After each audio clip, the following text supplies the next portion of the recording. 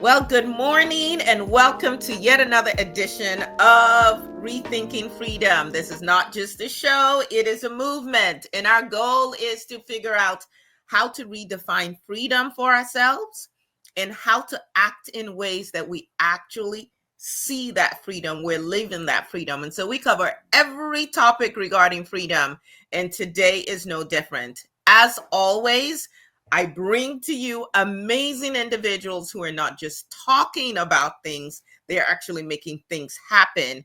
And our guest today is no exception. Hold on tight and I will introduce her. First, of course, I am your host, Aya Fubaranelli, and always grateful to each and every one of you who listen to us, either on the radio show or on our podcast, which is available on all the platforms, or if you watch us on YouTube. And don't forget to share, don't forget to like, don't forget to subscribe. So let me introduce this amazing woman to you. Truly amazing. You want to follow her on all her platforms. You want to take advantage of the knowledge that she has to offer. Gwen Jimmere is a financial education powerhouse. Met her, gosh, I have to go by what I was doing with a kid at that point. So I think my son was about to go into college. So it was 2017. I met her at a traffic sales and profit event, and I was immediately blown away. She is committed to closing the wealth gap and making financial literacy accessible. As host of the Get Money Show, anybody need some money? She creates, produces, and distributes an exclusive suite of money education courses. They don't teach this in school, so you got to go and get your information or stay broke. But she distributes an exclusive suite of money education courses, memberships, and digital tools that help individuals ditch debt, invest in the stock market, and ultimately build generational wealth. And we can talk about what all of this means. Her impact is proven. In the first 4 months, over 300 individuals, primarily from underserved communities, completed her Fix My Money Challenge, gaining tools to break financial curses. We're still in the first quarter of 2025. You might want to jump on that train. Her My Rich Friends membership provides coaching, education, and support, empowering members to build real wealth. Did you hear that? My rich friends. Because many of us, we hanging out with my PO friends, the PO without the O, the extra O and R. She is the CEO and founder of Naturalicious, a multi-million, hear me again, a multi-million dollar beauty empire, and the first Black woman in history to hold a patent in natural hair care, starting her company with just $32. She's been featured on Good Morning America, CNN, MSNBC, Oprah Magazine, Forbes, Fast Company, and can we say Rethinking Freedom now? Excuse me. Gwen proves that when you master money and business, you can change your future. She's not just talking about wealth, she's helping others to build it for generations to come. Because you know what? You can live poor, but money certainly gives you options. Welcome to Rethinking Freedom, Gwen. How are you today? Thank you for having me. I am thrilled to be here. I'm doing well. Thanks for asking. Well, thank you and congratulations on not just getting started, but how each year, as I watch you, you just continue to expand and push the limits and set an example for the rest of us of what is possible. So thank you so much for who you are and the way you show up in the world. Thank you, darling. Same to you. You're killing it out here. I'm trying to be like you, sis. I'm trying to be like you. So I have a long list of, and if I went through the list, we would exhaust all our time just on this list. But a long list of companies going back to 2024 who have scaled back, have announced that they're scaling back on their DEI programs. For those of you who have no clue what we're talking about, DEI stands for diversity, equity, and inclusion. This shift, particularly when Target made their announcement, given the fact that they had also rolled out this huge campaign that they were reaching out to the Black community and creating, a place for Black entrepreneurs to come and be able to market their products. When they announced that they were scaling back on their DEI program as well, it sparked a lot of outrage and calls for boycotts. I actually saw a little video that Tabitha Brown had posted, and you had also made a comment on that. And that's when I was like, I think we need to have this conversation. So what do you make of what is going on right now? And what's at stake when these companies decide that they are now going to back away from DEI? Well, I have so many thoughts on this. Go for it. My comment that you saw was specifically at what I felt was like the hypocrisy that I saw from our good sis Tabitha Brown. And I love Tab, but we all do. Yeah, I don't think anyone is absolved from criticism, right? And so no matter how much we love them, like we can say it with love, but like if you're wrong, you're wrong, And as far as DEI goes in general, when we as a people, we think of diversity, we think Black. And that's not necessarily the case.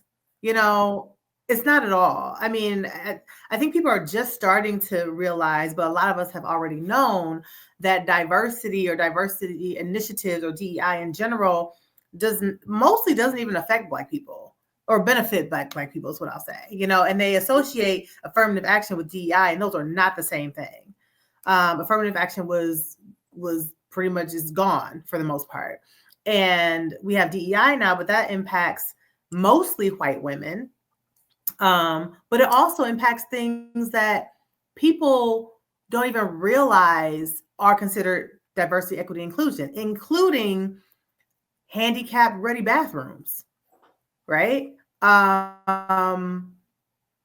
Having, just things for the disabled, those are considered DEI initiatives, right? And so I'm pretty sure the vast majority of people, whether you're racist or not racist, are going to say, hey, the handicapped people do need their own parking spot. Handicapped people do need their own bathrooms, right? Like no one's going to take that away. Or even need a ramp. They need a ramp to be able to access the property. Yes, the services. Right. Exactly. Yes. But unfortunately, this administration has moved off of feelings and not facts.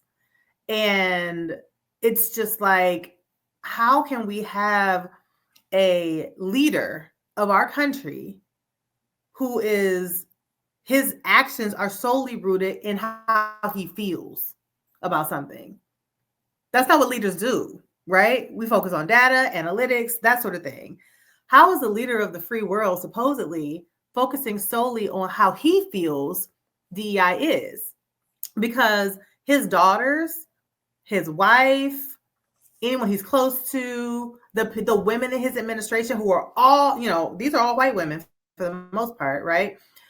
They are benefiting mostly from DEI, right? So when it comes to Target, at first I was just like, well, why is Target the one being picked on? Because there's a lot of other companies that have gotten rid of DEI. Now, I kind of, as I thought about it though, I thought to myself, well, Target was the one who, they have this big Black History event every year. They sell all this Black History stuff and they bring in all these Black artists and they put I have one right now, actually. Now that I think about it, a sweatshirt that's sold at Target that was designed by a Black artist and was sold during Black History Month, right? And that was purely coincidental, by the way.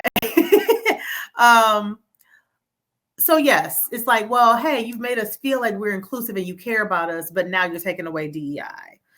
And I think a lot of the things I've seen have been kind of performative. I've seen Black leaders walking into Target having what they call their boycott.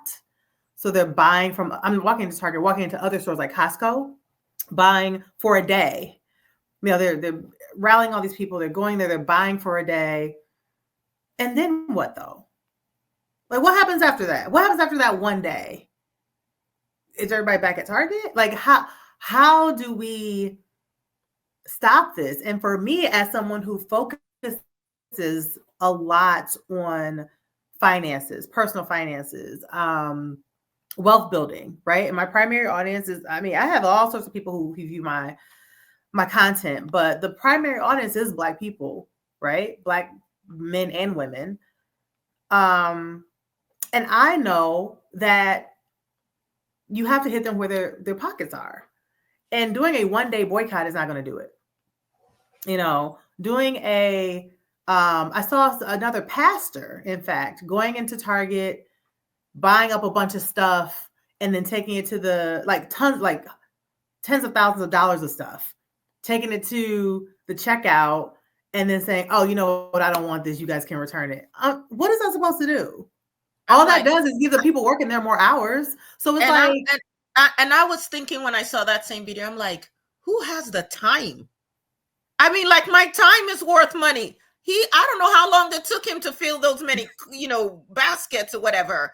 And I know he was trying to make a point, and I appreciate anyone who's doing whatever they feel they can to make a point. That was not how I was going to be spending my time to make a point. No, and it's not effective, because it's like, okay, they didn't lose any money, right? They basically kept all their merchandise. The person who worked there maybe had to work a few more hours to put that stuff back, but they didn't lose anything. And you're the only one doing this. If you've got like a few of your friends doing this, how is that making an impact? You make an impact by building your own wealth. And I hear people say all the time, buy Black. Yes, buy Black. However, the definition of insanity is doing the same thing over and over and over and over and expecting a different result. And how many years have we been saying, well, if everybody just buys Black, then we will no longer have this wealth gap? We've been doing, I've been on this earth over 40 years, and they've been saying it since I was born, probably before, right? I'm not saying don't buy Black. What I'm saying is we have to buy Black, but do other things as well. And there's a wide wealth gap between, obviously Blacks and other cultures, right? But there's also the gender wage gap. There's the racial wealth gap. There is the status wealth gap, all those sorts of things. And unfortunately, we have not been taught in school how to deal with money. We don't talk about money. It's very taboo. What I will tell you is that rich people talk about money all the time. It's actually weird if you don't talk about money in wealthy circles, right? They talk about their money amongst each other all the time. And the reason that they talk about it is because they are able to help each other level up. We don't talk about money at all. It's taboo if you don't have any. It's taboo if you got too much. So where do you win, right? So nobody's talking to anybody about their money. Everybody's just flossing and pretending like they have what they don't have. The way that you build wealth. I said that part. Yeah, the way that you build wealth is through true wealth. The stock market is the greatest wealth building opportunity that we have in the United States. And I've done the math. If just 10% of Black people who had children in 2025, just 10% of us, right?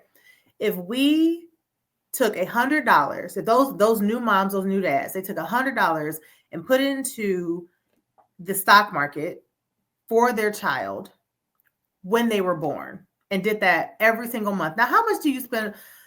We spend $100 on nonsense, foolishness, right? Beyonce come to town, suddenly everybody got $2,500 for tickets, but you don't have $100 to put into the stock market, right? If every single one of those 10% of people took $100 and put it into the stock market for their child, not even at a extremely high interest rate, just at the standard 10% interest rate that the stock market normally gets. Now, our goal is always to beat the stock market, right?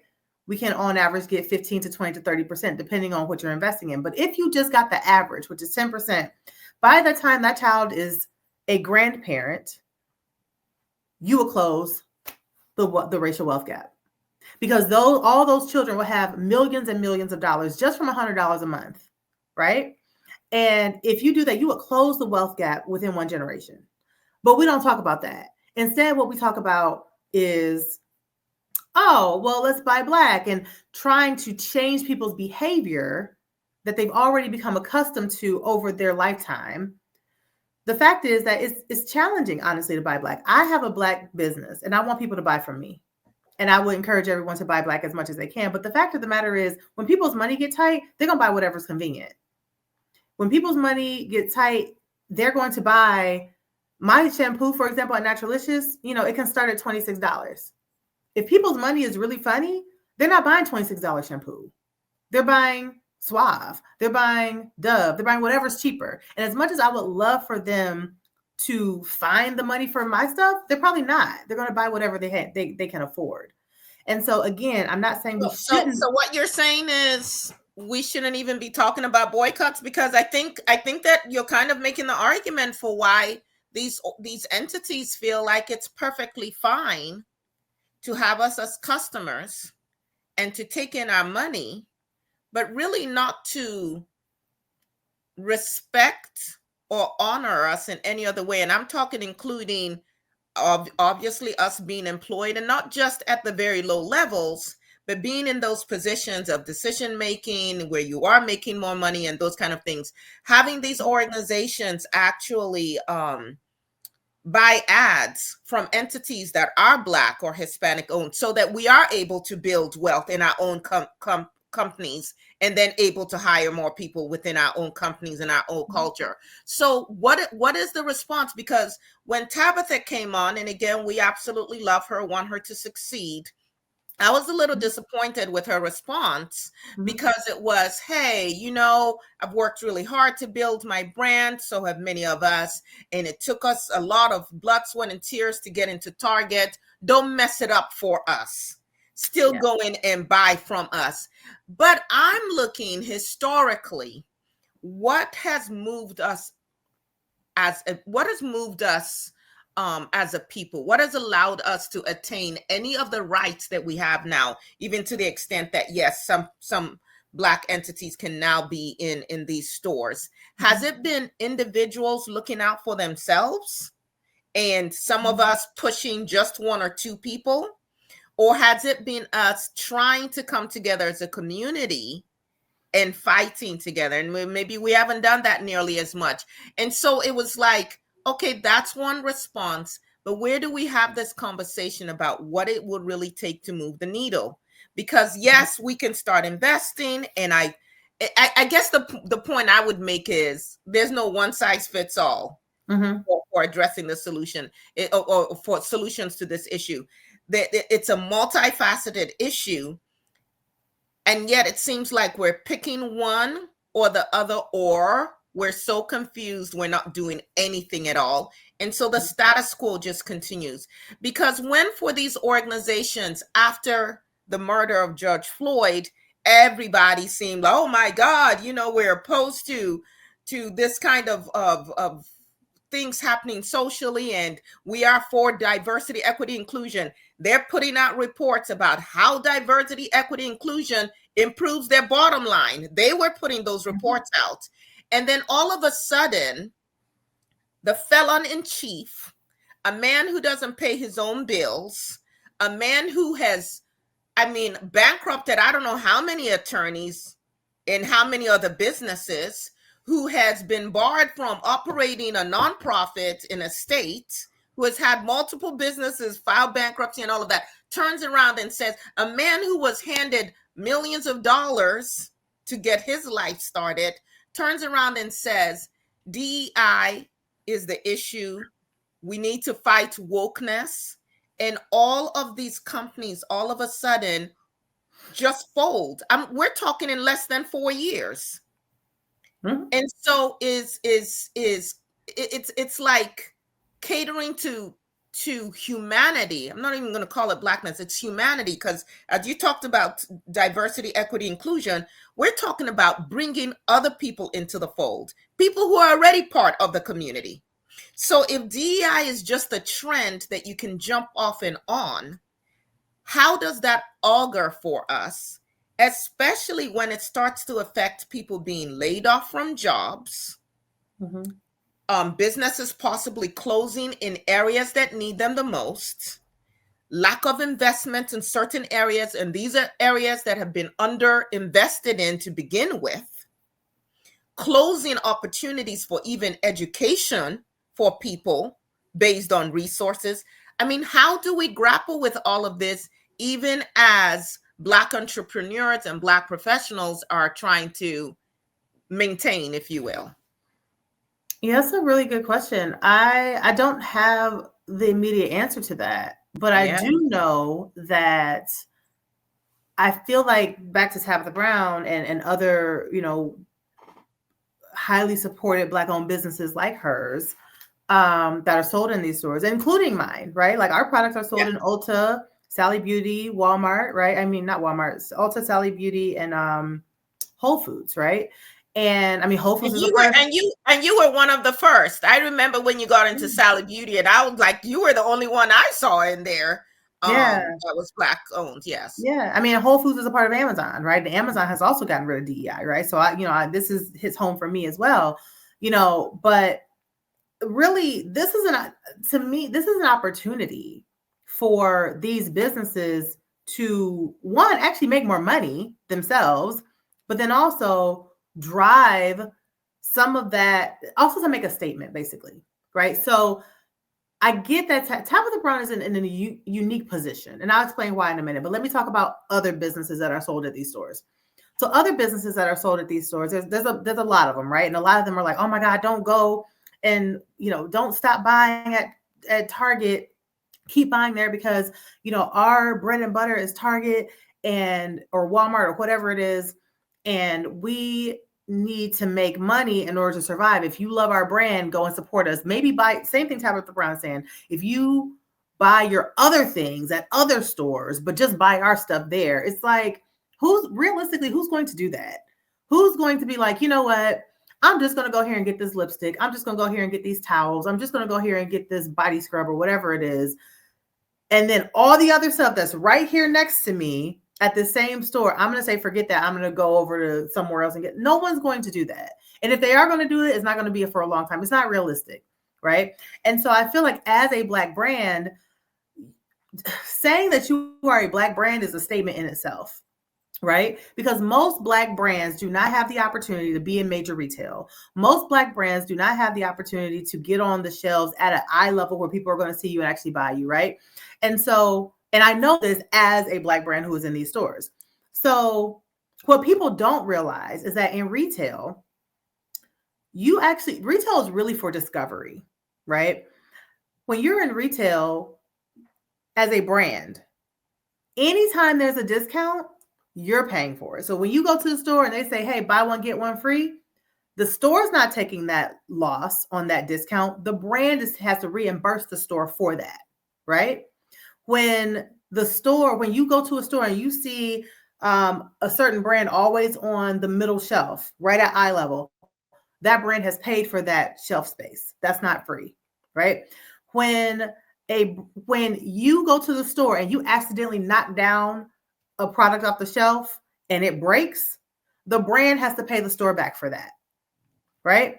I did not know that part. Everything is charged to the brand, okay? If you get an email and that email has, hey, we've got these 5 brands and these are exciting brands that you should try, the brand paid for placement in that email. If you get a flyer in the mail and there's, hey, this, even if it's not on sale, even if it just says, hey, we're selling these 5 brands, these are brands that we think that work well for you. Guess what? The brand paid for placement on that mailer, right? And these are not inexpensive charges. Like to be on an email that specifically got your brand picture and image and logo can easily be a couple $1,000s for one email, right? It's very expensive to be in retail. On top of that, the retailers take at least around 50% of your sales. So if I sell my product, let's say for $50, I'm just making up a number. If I sell for $50, the brand's going to buy it from me for $25. So I'm already down 50% by selling to the retailer. And then I have all these other charges that come with it, right? I can tell you, as a brand who is in retail, they always find a way to charge you for damages every single time, right? So, but there's no way for you to track it. There's no way for you to know because you can't go into their warehouse. So they can charge you back $2,500, $30,000 for damages based upon if you as a customer knock down the product, if one of their associates broke it while it was in the warehouse, if it gets damaged from in their hands, the brand is charged for that, right? So all of that to say that we're at a time now where these customers are saying, hey, we want to buy from you directly. We know that you make more money if we buy from you directly. They may not know everything I just said, but they know that when you sell to retail, you're selling at, you're selling at 50% of what you could make, right? They know that at least. So they're like, hey, Tabitha, hey, Gwen, hey, whomever, hey, all these brands, we want to buy from you on your website. Direct us to your website. And instead of saying, I'm going to take a stand as a Black brand, which is a political statement in itself, right? Yes. I'm going to continue to pander to the stores and the entities that are doing negative things to the people who I serve, while also saying, hey, I'm here to serve you. Make it make sense, right? And then on top of that, but just buy my stuff there. Just worry about me, right? Don't worry about the cause. Don't worry about the issue. Just worry about what I got going on. Make sure my pockets are straight. While your sister, your auntie, your dad, or whatever, their job is on the line. Yeah. But make sure I'm good. And I just feel like it's such hypocrisy. And it was so disappointing to see this, because you have an opportunity to actually make more, like it's a win-win. You can actually make more money. All these people want to buy from you. Yes, being in retail is nice, but at my company, retail was never our bread and butter. It was never the main thing. I've seen some of the brands say, people want us to, they want us to go bankrupt for the culture. No, but as a brand, the smartest move you can make is make sure your bottom line is good. And if you're dependent upon this one retailer or a series of retailers that you don't have any control over, that's not a smart business move to begin with. Now, Tabitha Brown's in a different position because Target owns her brand. She's the face of the brand, right? But they own that brand. Now, other brands such as mine and brands like mine, we own our brands. So if we want to leave these stores, we can. Tabitha, maybe not so much. I'm not really sure the details of her deal, but I do know that Target owns her brand. Not the Tabitha Brown brand, but the Tabitha Brown brand that's in Target, right? And for that reason, I empathize with her. But I also know that for someone whose primary audience is Black women, who are mostly negatively impacted by this decision, there's got to be something that you're willing to do or say, Yeah. And yes, your money might be kind of funny, but I feel like she needs to, I don't know if she's had a conversation with Target. I don't know how that works. But to come online and say, hey, everybody, continue to buy my stuff here and buy your stuff somewhere else is very irresponsible to me. I'm glad you brought that up. I learned some of what you're teaching the hard way. I don't have a brand in that sense in the store, but when I published my first book, which was published through Zulon Press, my big thing was, I want to be able to be sold in Barnes and Noble and so on and so forth. I was so excited when I made that happen until I got that first royalty check. And I was like, what the mess is this? Right. How did you sell the book? Wait a second. How is the book listed at $19.95 and I'm getting $2 and you sold 4 books? Like, you know what I'm saying? Meanwhile, when I'm in front of audiences, they pay full price for the book and I get to, so I make a whole lot more profit. Yes, you can say, well, you got to look at the volume, you need to understand the volume. Yes, but I also was like, I'm never going to only have that be my option for selling my books because you guys you're killing me. And how do we ever build our own if we're constantly dependent on other people? Correct. So I would say for all of us, one of the reasons I like to study history is to figure out what lessons can we learn. Have we had any boycotts or any times where we have made a stance in this way against this kind of discrimination? And what worked and what didn't work? So there was a time when the marching worked, and there was a time when writing letters to your elected officials worked. And I'm not saying we shouldn't stop those things, but this is also a time when we go back and say, well, what else? And so if you are an entrepreneur going into business with any of these entities, I would say, like, really start to figure out what language you want to put in there. Because if I were to, as an attorney today, if I were negotiating for any client who's going into one of these stores, it's going to be, what are you specifically going to be doing to market my product? But just like they have these morality clause and ethics clause with certain contracts, where it's like, if you do this, you're making us look bad, and so we can get rid of you. I'm basically going to be like, and if your organization specifically is doing things to antagonize my primary market, then I've got an out. Not only an out, you owe me money. That's a good because idea. maybe that becomes an incentive. Because how do you have this REACH program? How do you have this whole, they rolled out the LGBTQIA. I'm talking about Target in particular, but Walmart does it too. I mean, they couldn't wait to jump on the Juneteenth wagon, and so many of us were excited. I remember having a conversation with a fellow attorney, and she's like, oh my God, it's so great, they're now carrying our stuff. I said, no, it isn't. This is in progress. Mm-hmm. They're all in it for the money, but it's not that they care about us.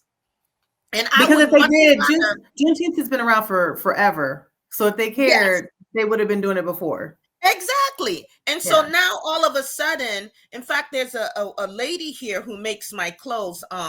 Shout out to Africa Flair, Miss Phyllis. And Miss Phyllis had a thriving business where you could go and buy clothes or get clothes made. And guess what? Amazon started carrying these knockoff little, cheap. I don't know if you've ever tried to buy some of these African looking things from them. It's like paper thin, so on and so forth. But because people can spend $20 there, they stopped utilizing a Black-owned business right down the street from them. And so she's had to change her whole business model because she can't compete with the $20 cheap crap that people are getting and can wear and wash once and they're done. And so I guess I would say, just like you were saying, this is a time for us as a community to sit down and say, okay, what is really realistic and sustainable?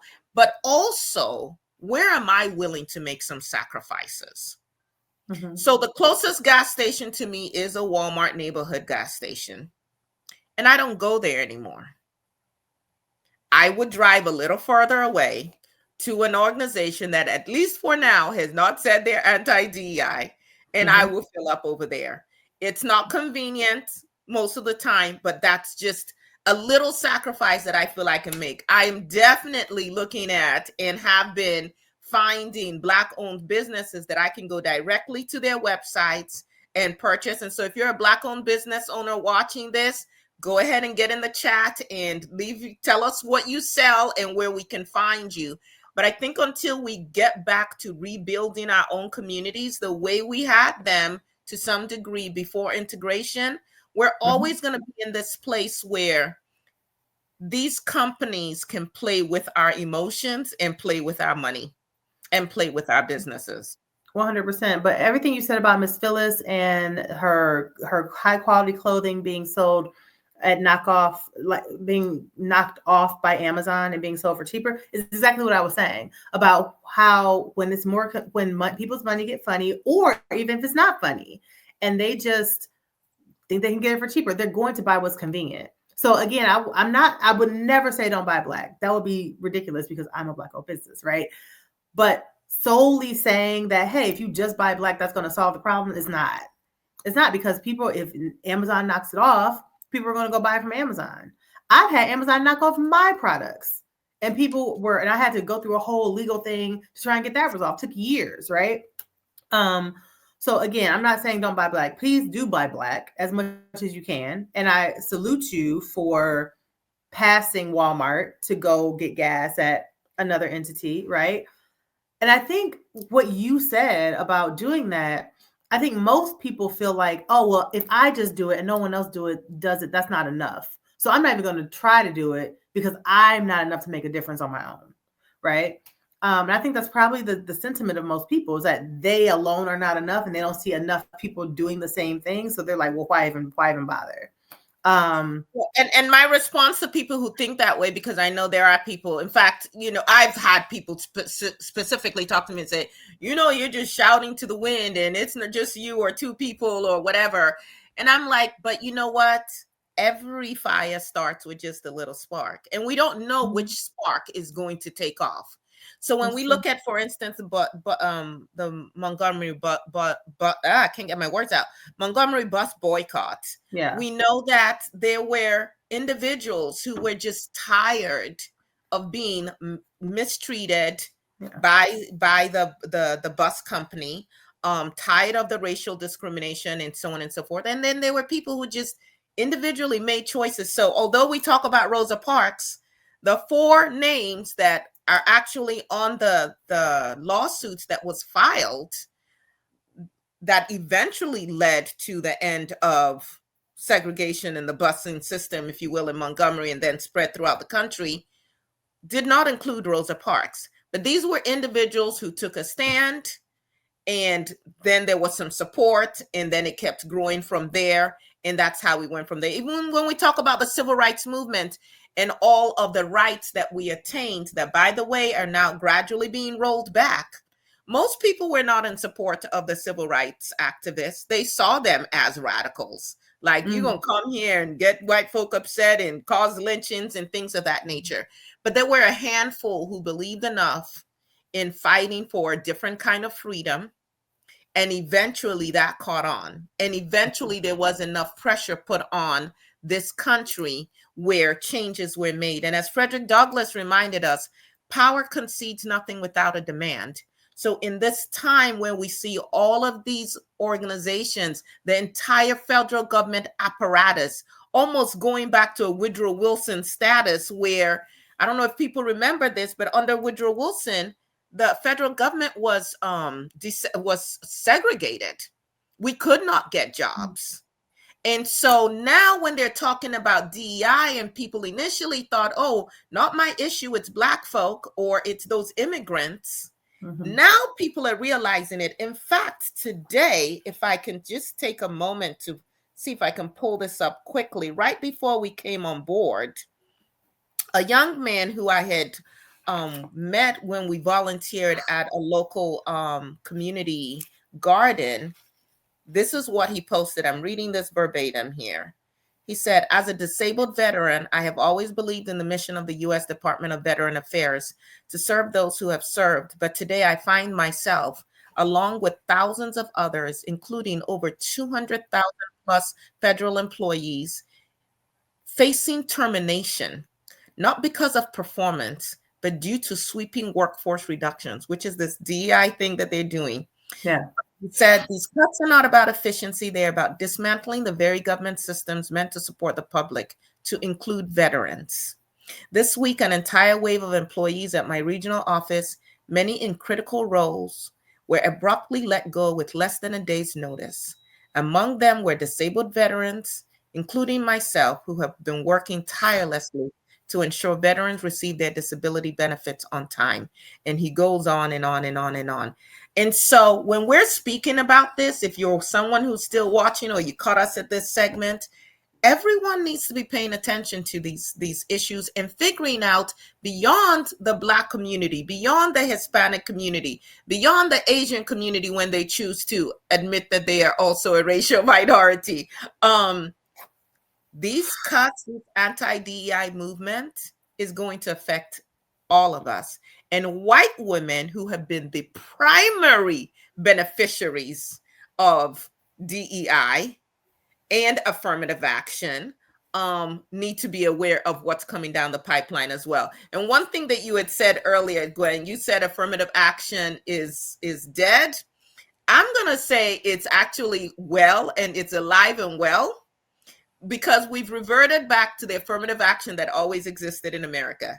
And that is affirmatively ensuring that white men have almost sole access to everything. I mean, there are people being hired by this Trump administration who are basically like, the only people who should be running stuff are white men. So they have always taken affirmative action within the laws in America to ensure that white men have unprecedented and unmerited access to That's power, true. while everybody else is supposed to prove themselves 10 times over. But anything else that you would like to share, including telling us about some of these money courses, because I know that many of our listeners are like, okay, but don't show me what I need to do. Yeah.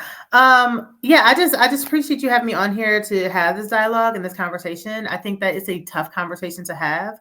And I think it's an uncomfortable conversation for a lot of people to have. And also, to kind of hold the people that we revere to the fire, hold their feet to the fire to say like, hey, like, this is not okay. I don't know if Tab has kind of come back since she made that statement. I haven't seen her say anything else. But I do know that a lot of people were criticizing her for that. And I hope that she has figured out kind of, again, I sympathize with her because there is a balancing act she has to play here.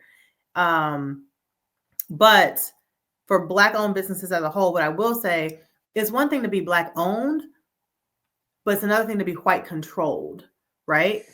And so if your business is sold at these stores that control everything that I shared about how they charge you all these different things, and if your money and the state of you even being able to stay in business is dependent upon them, then you being Black-owned is a formality, because at the end of the day, they control your money. And as we know, money makes the world, and definitely America, go round. So if you are the face of your business and you even employ people who look like you, but the bottom line is controlled by them, then you don't even have the power.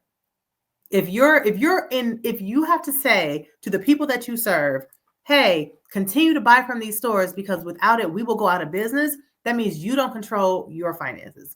They are controlling the finances of your business, and you are Black-owned, but you're white-controlled. And then what's the point, right? So my suggestion to all Black-owned businesses and Black-led businesses is to make sure you put your oxygen mask on first. Your website needs to be the number one place where people purchase.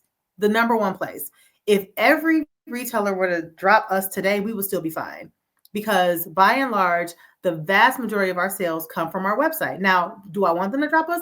No, of course. I want people I want to continue to get, people to buy from the stores and they discover us and hopefully then come over to our website. But if they did drop us, we wouldn't miss a beat. But that's because I've intentionally ensured that most of our sales come from our website. I will tell you what one store did to us during COVID. During COVID, when retail stores were shut down, nobody could buy in the stores. Everybody was buying online, right? If you were a retail or consumer packaged goods business like I have, you were pretty much raining money during COVID because people were buying from your website, right? Mm-hmm.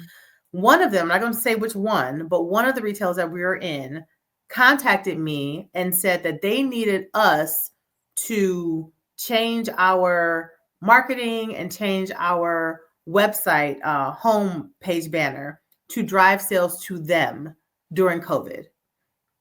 No, ma'am. And I was like, how is that supposed to work? Because like, you got to put on your own umbrella, put up your own umbrella. Like I got to take care of my home over here. And I was just so appalled that they had the audacity to tell me, hey, forget your sales on your website, drive everybody over to us because we're suffering, right? Everybody's going to make sure that they're good. And I'm pretty sure some other brands who are sold by them, they did just that. I was like, absolutely not, because I'm Black-owned and I'm Black-controlled, right? So you can't strong arm me and say, well, if you don't do this, we'll delist you. Do it, because at the end of the day, we're going to be fine, right? And so that's what I really want to encourage. And they didn't drop us, by the way. They kept us in their stores because we sell well for them, but we sell more on our website, and if you want to have money does not bring happiness. When people say, I know I'm a hell of a lot happier when I have money, but money may not bring you happiness. But like you said earlier, it gives you options, right? It gives you options. It gives you the ability to be able to make decisions. And if we as a culture continue to be in this wealth gap when it comes to our businesses, when it comes to our personal finances, when it comes to our wealth building, we will always be behind. We don't have as much pull because we, by and large, don't have as much money. So we've got to find ways that we can control more of our money, and we're more independent, like we were prior to segregation, right? Where we control those purse strings more than being dependent upon these other entities, people, organizations, what have you. So that's what I have to say about that. I think that is incredibly sound advice. And when you were talking, what came to mind was Shirley Chisholm, unbought and unbossed. And ladies and gentlemen, and everybody else watching, this is why Gwen Jimmere is who she is, and why she's built a multi-million-dollar business and building more.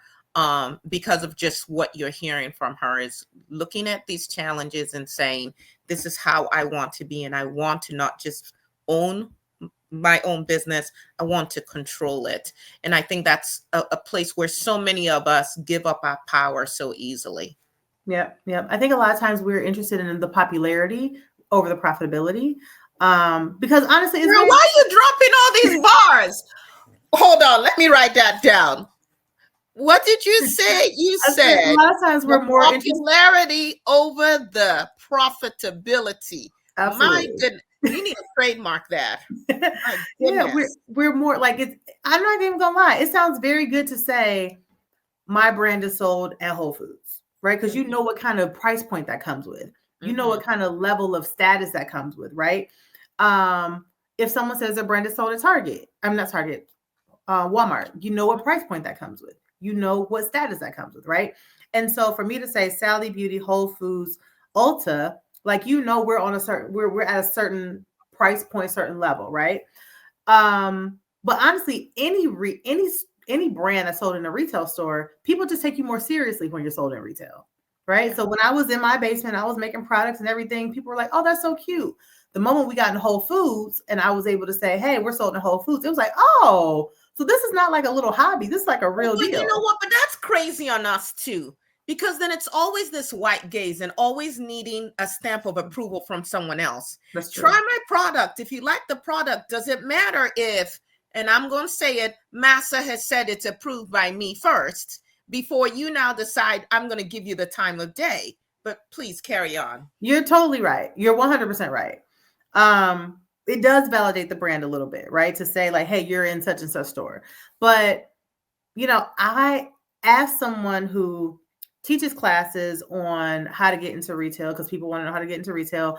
I'm always telling them, make sure that the things you control are where the majority of your sales come from. However, if you want to get into retail, here's how you do it. Here's not to get screwed over by them, because they're going to put all these things in the contract. It's always going to be in their favor. I've dealt with enough of these stores to know what's going to be in the contract, right? And so, yeah, we have to be more focused on the profitability, because again, even I'll hear brands say, or people that I know who own brands, and they'll say, "Oh, we made $10 million this year." But what they didn't tell you is that they spent $12 million to make that $10 million. So you weren't even profitable, right? Because we talk about revenue. We never talk about profit. Nobody wants to talk about profit, because the profit is where the truth is. I would much rather have a $500,000 company, if that was my situation, that made $300,000 than to have a $10 million business and I lost $2 million, right? And so we can talk about this for the next 2 days, but it's so much that we put on for other people, right? We put on, this company, I'm a millionaire and I made $2 million and such carries me. All these stores carry me. But what does your profitability look like? Are you controlling it? Are you able to buy other companies and bring them into your fold with the profits from your company? Can you do that? Because if you can't do that and you've been around for a while, then we got some questions about your bottom line. right?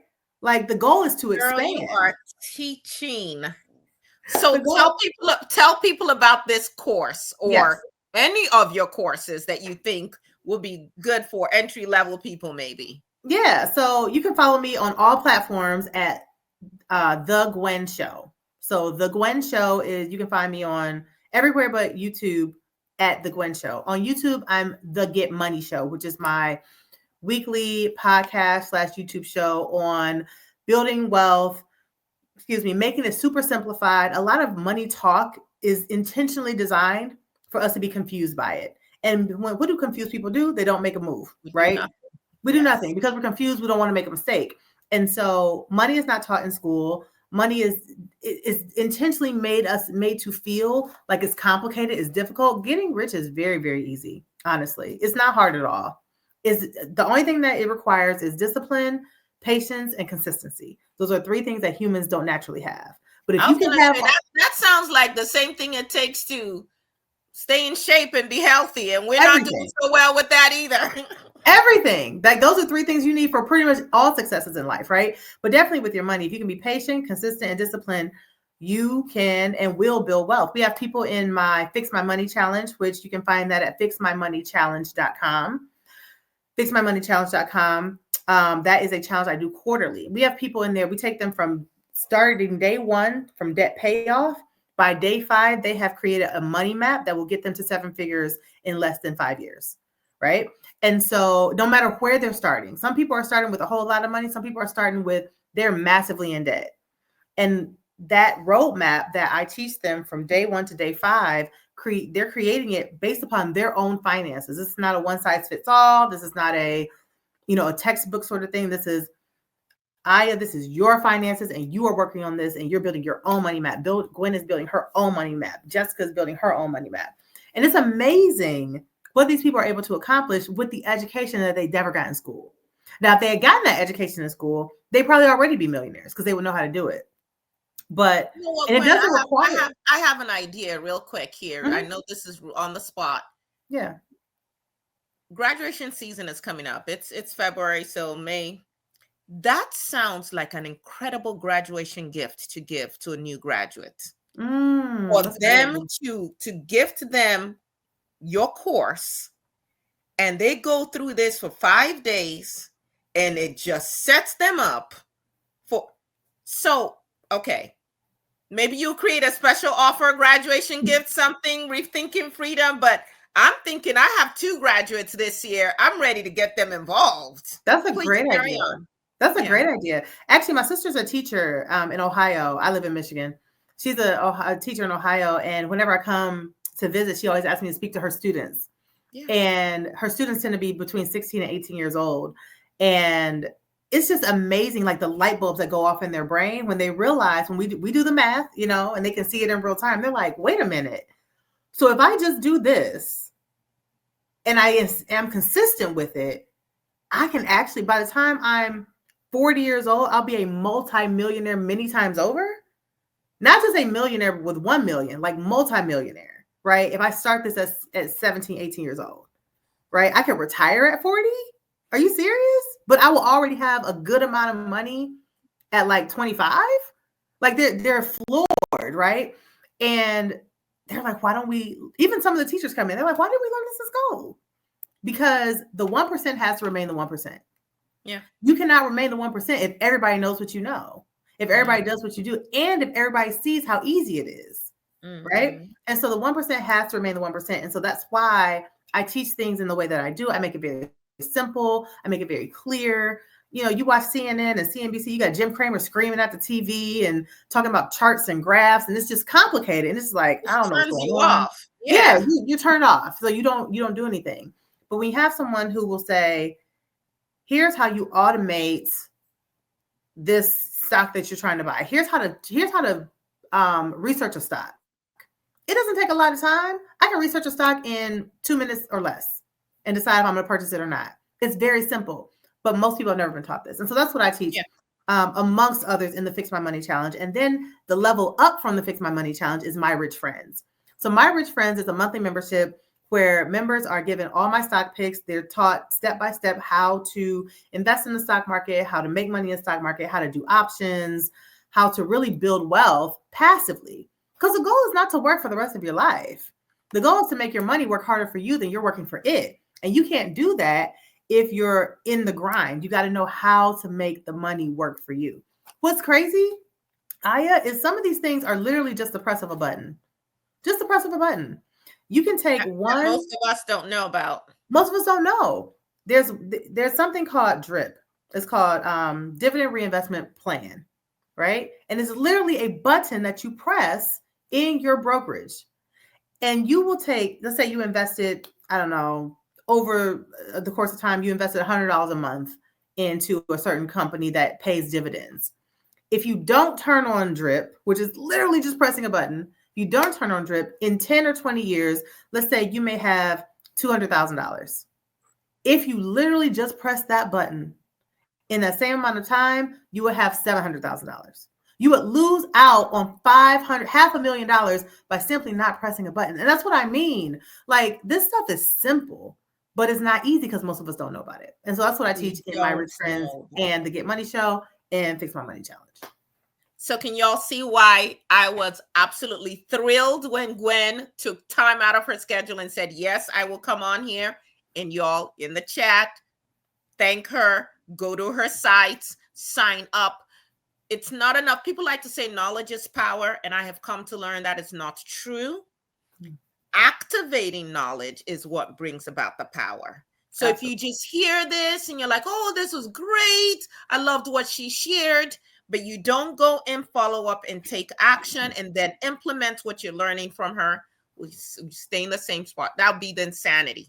That would be, I'm signing up for a nut house because I keep doing the same thing and I'm expecting different results. So we just have like 60 seconds here. And I always ask my guests this question. What does freedom mean to you? I love this question. Freedom to me means the ability to do what I want, when I want, with whom I want, and how I want to do it. So for me, I'm always talking to my members and my rich friends, and over on my YouTube channel, I'm always talking about FU money, right? And my mind just goes to money because that's what I talk about all the time, right? If you had enough money to leave a bad relationship, to move out of the state that you are no longer happy in, to leave a job that's not serving you, you would do it, right? And so for me, freedom is the ability to do what I want to do because I have the resources to do it. I can go where I can be philanthropic if I want to. I can donate to the wildfires. I can donate to BLM. I can donate to the DEI movement, right? Because I have the ability to do so. For me, that's freedom, basically doing what I want, when I want, how I want, and with whom I want. Thank you so much. There's a story I wanted to tell, but we're out of town. But when I heard you say you went to the airport, chose where you would go, bought a ticket on the spot, I said, you know what, one day. So thank you again, Gwen Jimmere. Thank you for all of you listening. For those of you watching, please like, share, please take action, because this isn't just about rethinking freedom. It's about reactivating freedom within your own life. Thank you all so much. Thank you. One more thing, if I can, before we go. Yes. I'm going to give all of your listeners and viewers 15% off my Fix My Money Challenge, which is coming up. And the code will be FREEDOM. Just simply type in the code FREEDOM on my website, which is gwenjimmere.com. And you will get 15% off the price. All right. And we're going to be pushing that everywhere that we can. And you definitely are going to have at least 2 of my children involved in that, or I'll kill them. No, I'm just kidding. Thank you so much again for joining us. Thank you. Thanks for having me.